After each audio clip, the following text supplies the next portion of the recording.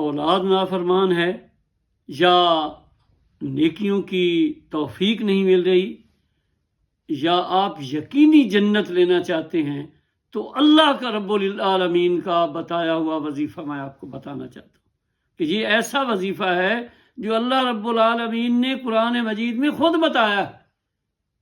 حیرانی کی بات ہے نا. اور یہ سورۃ الاحقاف 26واں پارہ ہے اور آیت نمبر 15 ہے.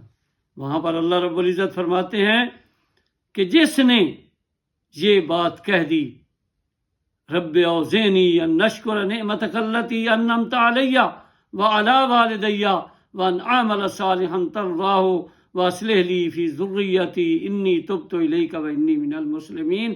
یہ بالکل تھوڑی سی بات ہے, یہ تھوڑی سی دعا ہے.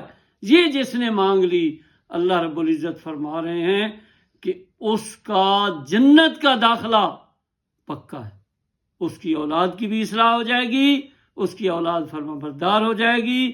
اللہ تعالیٰ کا یہ سچا وعدہ ہے.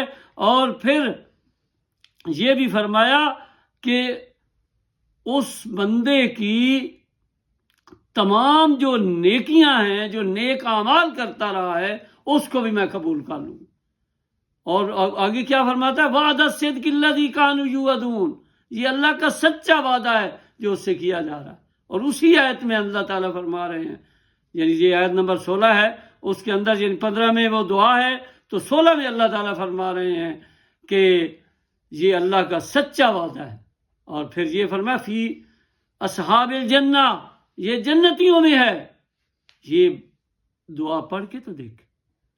اور میں تو یہ سمجھتا ہوں کہ اس کو ہمیں اپنا معمول بنانا چاہیے. اور ایک حدیث مبارکہ بھی ہے, حضور اقدس صلی اللہ علیہ وسلم نے اپنے ایک صحابی کو ایک نصیحت کی تھی جس میں یہ چند الفاظ دیے تھے کہ آپ بھی یہ پڑھا کریں کہ رب اعنی علی ذکرک و شکرک و حسن عبادتک. اور فرمایا تھا کہ کوئی نماز آپ کی ایسی نہیں ہونی چاہیے جس میں آپ یہ نہ پڑھیں. تو اللہ تعالیٰ ہمیں عمل کی توفیق عطا فرمائے.